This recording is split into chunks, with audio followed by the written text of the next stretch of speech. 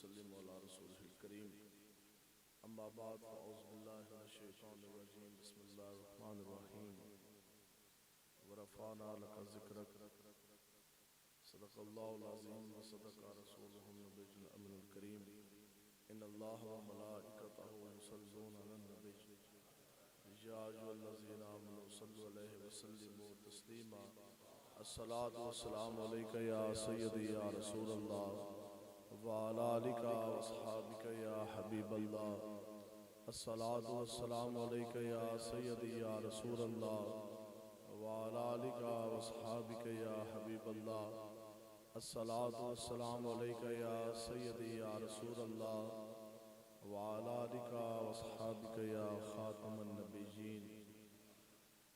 آپ تمام احباب حضور علیہ السلام کے غلام تشریف فرمائیں اور وقت بھی کافی زیادہ ہو گیا، لیکن یہ عجب بات ہے کہ حضرت امام شافعی رحمۃ اللہ تعالی علیہ آپ فرماتے ہیں کہ حضور کا ذکر ایک کستوری کی خوشبو کی مانند ہے. جیسے جیسے یہ ذکر چھڑتا جائے گا اس کی خوشبو بڑھتی بھی جائے گی اور پھیلتی بھی جائے گی.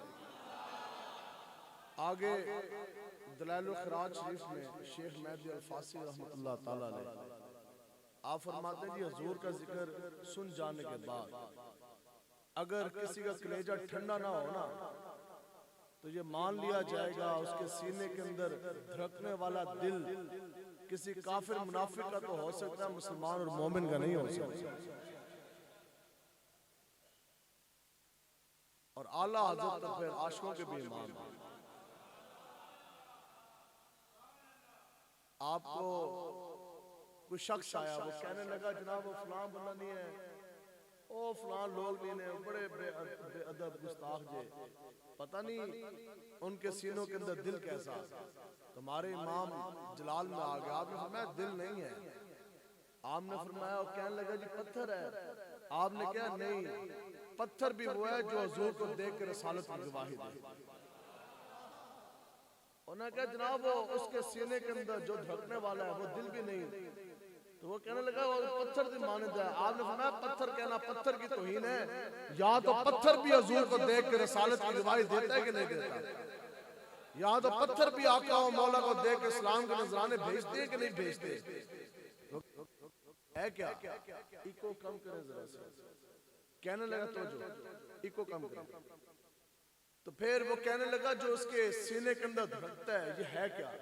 تو آپ میں اگر کوئی میڈیکل کا کوئی اسٹوڈنٹ بیٹھا ہو تو آپ کو پتہ ہے جسم کے اندر ہڈیاں، بونز اور مسلز، پٹھے، بالکل اسی طرح یہ جو سینے پسلیوں کے اندر جو دھڑکتا ہے نا دھک دھک کرن آلا، یہ ایک پٹھا ہے، یہ ایک مسل ہے جس کا کام فنکشن کیا ہے کہ وہ پورے جسم کو خون کی فراوانی کرتا ہے نا، خون مہیا کرتا ہے. آکسیجنیٹڈ بلڈ جو ہے وہ پورے وہ تازہ خون پورے جسم کو وہ دیتا ہے. اعلیٰ حضرت فرماندے سن یہ جو دھڑکتا ہے نا پسلی کے اندر، آپ کہتے ہیں اس کو تم دل کس طرح کہو گے؟ یہ تو سور کی بھی پسلی کے اندر ہے کہ نہیں ہے، کتے کے بھی سینے کے اندر ہے کہ نہیں؟ وہ کہنے لگا پھر دل ہوگا کون سا؟ آپ نے کہا یہ پٹھا، یہ دل تب بنے گا کہ دل ہے وہ دل جو تیری یاد سے معمور رہا، اور سر ہے وہ سر جو تیرے قدموں پہ قربان گیا. آپ نے کہا دل بھی وہی جس میں عشق مصطفیٰ. آپ نے کہا سجدہ بھی وہی ہے کہ جس کے اندر تعظیم مصطفیٰ، اور رکوع بھی وہ، نماز بھی وہ، حج بھی وہ، عبادت بھی وہ جس کے اندر تعظیم مصطفیٰ ہو. بلکہ وہ جو نہ تھے تو کچھ نہ تھا، وہ جو نہ ہو تو کچھ نہ ہو. جان ہے وہ جہان کی، جان ہے تو جہان ہے، اور تیرے نور کی بدولت ہے میری بود و نبود. اے کہتے ہیں نور ہے کہ نہیں؟ ہم نے کہا یہ تو حضور کا نور ہے کہ تیرے نور کی بدولت ہے میری بود و نبود، اور نگہباں ہے تیری ہستی پہ گلزار وجود. اقبال کہتا ہے حضور آج یہ جہاں، یہ چمن، یہ رنگ و بو، یہ چمک، یہ دمک، میں اور آپ یہ سب کچھ ہیں تو یہ بھی آپ کے نور کی بدولت ہے. ہوتے کہاں کعبہ و منا خلیل و بنا، ہوتے کہاں خلیل و بنا کعبہ و منا، لولاک والے صاحبی سب تیرے گھر کی ہے، اور مولا علی نے واری تیری نیند پر نماز، اور وہ بھی اسد جو سب سے اعلیٰ خطر کی ہے، بلکہ صدیق تو غار میں جان ان پہ دے چکے، اور حفظ جان تو جان فروز حرر کی ہے، ہاں تو نے انہیں جان دی، انہیں پھیر دی نماز، پر وہ تو کر چکے تھے جو کرنی بشر کی ہے۔ یہاں میں واضح کرتا جاؤں، یہ جو کچھ بھی ہے یہ حضور کی وجہ سے ہے، سر کے بال سے لے کر پاؤں کے ناخن تک، یہ جو کچھ بھی ہے یہ بھی حضور کے صدقے ہے۔ بتاؤ جی، پہلے کی قوموں نے ایک گناہ کیا، ایک گناہ کر جانے کے بعد بندر بنے کہ نہ بنے، خالی مچھلی پکڑی، مچھلی پکڑ جانے کے بعد راتوں رات خنزیر بنے کہ نہ بنے، اور کسی نے ایک اور گناہ کیا، زمینیں دھسی، قوم زمین دھسی، زمین میں دھس کی، زمینیں پھٹی، قوم زمین دھسی، کسی کے اوپر آسمان پھٹے اور پتھر برسے، خون کی بارش، جوؤں کا عذاب۔ آج کون سا گناہ ہے جو ہم نے نہیں کیا؟ زمینیں پھٹی، اندر دھسے، آسمان پھٹے، پتھر برسے، خون کی بارش برسی یا پتھر برسے، جوؤں کا عذاب آیا، بندر بنے، خنزیر بنے، کس کی وجہ سے؟ صدر کی، وزیر اعظم کی، وزیر کی، مشیر کی اور کمشنر کی، کسی ڈی پی او تھانے دار کی وجہ سے، ان سیاسی پارٹیوں کی وجہ سے۔ آج اگر چہرے سلامت ہیں تو عطائے عرب، جلائے کرب، فیوز عجب، بغیر طلب، یہ رحمت رب ہے کس کے سبب؟ برب جہاں تمہارے۔ اگر یہ چہرے سلامت ہیں نا تو یہ بھی حضور کی وجہ سے ہی ہیں، یہ جو کچھ بھی ہے یہ آقا و مولا حضور علیہ السلام کی وجہ سے ہے، جس کو جو ملا وہ حضور کی وجہ سے ملا۔ اب یہ عشق مصطفیٰ ہے جو ہر چیز کی کایا پلٹ دیتی ہے، یہی تو عشق مصطفیٰ ہے جو ہر چیز کی تقدیر پلٹ دیتی۔ یہ عشق مصطفیٰ کی جھلک اگر ریت کے ذرے کے اوپر پڑ جائے تو وہ جسریہ کے مقام کو بھی وہ عبور کر جاتا ہے۔ ہم نے کہا دیکھا نہیں، یہی عشق مصطفیٰ، یاد رکھو، بات مربوں کی وجہ سے نہیں، جاگیروں کی وجہ سے نہیں، اور ایم این اے، ایم پی اے، عہدے، منصب، پیسے کی وجہ سے نہیں، بات جب بھی بنے گی نا قبر میں اور اس دنیا میں حشر میں، وہ حضور کی وجہ سے بنے گی، جس کو جو ملا۔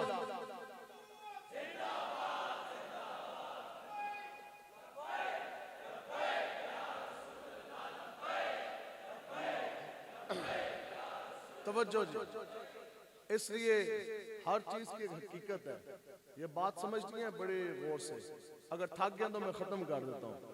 ہاں ٹھیک ہے، آپ نے بھی گھروں میں جا کے سونا ہے، ابھی ہم نے یہاں سے پھر آگے سفر کرنا ہے، ٹھیک ہے، اور یہ آپ کے ساتھ چونکہ وعدہ تھا، اور پھر جب حضور کی بات آ جائے، میں ادھر ہوں تو میرے کاغذات آج ایم این اے کے ادھر جمع ہوئے ہیں، میں کیسے جلسے کا ٹائم دیتا ہے، سیدھا جانا ہے، کاغذ جمع ہونے کی نہ ہو، ایسے جلسہ کر کے آنا ہے، ٹھیک ہے جی۔ تو بہرحال بات یہ ہے کہ ہر چیز کی نا ایک حقیقت ہے، یہ یاد رکھنا۔ امیر المجاہدین آپ فرماندے سن دین دے کام دے اندر دو نمبری چل دی کوئی نہ نہیں، ہاں ادھر دو نمبری نہیں چلتی، ہاں دو رنگی چھڑ دے تو یک رنگ ہو جائے۔ اگر کوئی بندہ یہ سمجھتا نا کہ اوپر سے یہ ہے کام، دو نمبری ادھر کوئی نہیں چلتی، دو رنگی چھڑ دے تو یک رنگ ہو جا، یا حسینی ہو جا یا پھر جزیدی ہو جا۔ ادھر یہ نہیں ہو سکتا کہ ممتاز قادری تو ہمارا ہیرو، لیکن ہماری حمایت اس جماعت کے لیے جس کے آج بھی ہاتھ خون سے رنگین ہے۔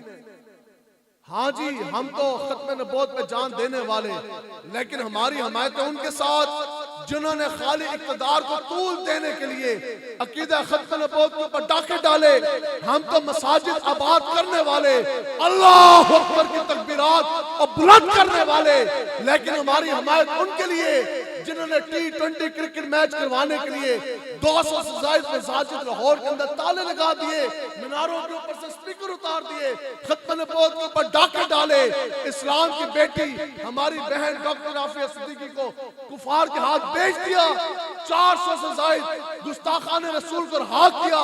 حضور تو آئے، کافروں کی بیٹیوں کے بھی اوپر سر کے چادر، سر کے اوپر کالی کملی نہیں رکھی، کافرہ عورت بھی حضور کے سامنے آئی، حضور نے اس کے سر کے اوپر اپنی کالی کملی، اپنی کالی چادر رکھ دی، لیکن ہماری حمایت ان کے ساتھ جنہوں نے ڈی چوک کے اندر 126 دن لڑکیاں نہ چاہیے۔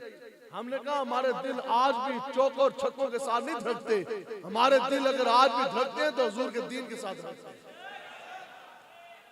ٹھیک ہے، اس لیے توجہ یہ یاد رکھیں، ہر چیز کی حقیقت ہے، میں ادھر لے کے جا رہا ہے. یہ خبردار کوئی بندہ یہ سمجھے کہ کتابیں پڑھ لی پڑھا لی ہمارے لیے مومن، وہ تو اوپر، اس سے اوپر تو جو سے درجات ہیں وہ علیحدہ ہے نا. میں خالی مومن ہونے کی آپ کو صفات بیان کر رہا ہوں. ہاں آگے شیخ الحدیث ہونا، مفتی ہونا، عالم دین ہونا، علماء کرام یہ سارے ہیں ہی حضور کے دین کے وارث نا. قیامت والے دن جو علماء حق ہیں نا، ان کی جو قلم کی اور دعات کی جو سیاہی ہے نا، وہ شہید کے خون سے بھی برتری لے جائے گی. ٹھیک ہے، وہ تو علماء حق ہے نا. ٹھیک ہے، لیکن میں کہہ رہا ہوں یہ تو بہت آگے کے مقامات ہیں. پہلے یہ تو فیصلہ کر لیا جائے کہ آخر مومن بھی ہو کہ نہیں ہو. اب ہم سارے بیٹھے، میں اپنے آپ سے اپنی بات کر رہا ہوں. سر پہ پگڑی پہنی، صرف سر پہ امامت سجا لینے کے بعد کیا میں مومن ہوں؟ صرف سر پہ پگڑی پہن لینا مومن ہونے کے لیے کافی نہیں ہے. خوش فہمی نہیں ہونی چاہیے. آگے چہرے کے اوپر داڑھی سجا لی، بھائی یہ سرٹیفکیٹ ہو گیا، مومن ہو گیا نہیں. ہاں چلو آگے مسجد کے اندر بیٹھ گئے، نمازیں پڑھ لی، ٹھیک ہے، سر پہ پگڑی ہے، چہرے پہ داڑھی ہے، نماز ہے، سجدے ہیں، شراب بندہ پیے، زنا بندہ کرے، مومن ہو گیا. یعنی یہ بھی ثابت ہوا، یہاں تو حدیث مبارک ہے نا واضح. آقا و مولا نے فرمایا میری امت پر ایک ایسا وقت آئے گا مساجد بھری ہوں گی لیکن ان کے اندر ایک بھی مومن نہیں بیٹھا ہوگا. مسجد کے اندر کوئی کاروبار کرنے آیا، کوئی یہودی آیا، نصرانی آیا، آئے تو سارے مسلمان وضو کر کے پاکی کی حالت میں آئے رب کی نماز پڑھنے. رب کو وہ سجدے کر رہے ہیں، سجدے میں ہے سر. حضور فرما رہے کہ میں ایک بھی مومن کوئی نہیں. تو یہاں یہ بھی ثابت ہوا کہ صرف مسجد کے اندر آنے جانے، حج کر جانے سے جو سے وہ مومن ہونے کے لیے دلیل کافی نہیں ہے. پھر آقا و مولا حضور علیہ السلام نے مال غنیمت تقسیم فرمایا. 50 سے زائد کتب حدیث کے اندر یہ روایت موجود ہے. 50 سے زائد کتب کے اندر آقا و مولا نے مال غنیمت تقسیم فرمایا. ایک شخص کھڑا ہو گیا اور وہ کہنے لگا کہ حضور آپ عدل سے کام لیں.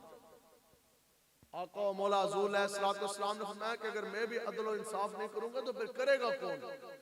ابھی اس نے اتنی بات کی. امن یہ نہیں ہوتا کہ بندہ نبی کے بارے میں بات سن جائے، یہ بغیرتی ہے. اس سے بڑی دینی مدانت اور بغیرتی کیا ہوگی؟ ہم نے کہا سنو، اللہ تبارک و تعالیٰ نے تمہیں کوئی زیادہ رحم آ گیا. اللہ تبارک و تعالیٰ نے اس دنیا کے اوپر 100 رحم کے حصے اتارے. کتنے جی؟ اس میں سے 90 حصے خالی ابو بکر صدیق کے سینے کے اندر رکھے، باقی 10 حصے سارے مسلمان انسانوں میں تقسیم ہو گئے. اس شخص کا اتنا کہنا، حضرت ابو بکر صدیق نے ننگی تلوار اٹھا لی. آپ نے کہا تیری یہ جرت ہمارے جیتے جی تو حضور کے سامنے بات کر دے. وہاں سے حضرت فاروق اعظم نے ننگی تلوار، جی ہیں وہ صحابہ نہ اس دھرتی پیدا کیتا انہاں جان سارا ورگا اور نہ کوئی ہویا نہ کوئی ہوسی انہاں 4 یارہ ورگا. کیسی دینی غیرت. اب اس کے بارے میں ہے کہ اس نے حضور کی طرف پشت کر دی، اس نے حضور کی طرف کمر کر دی، پشت کر دی. تو آگے کھڑے سن حضرت سیف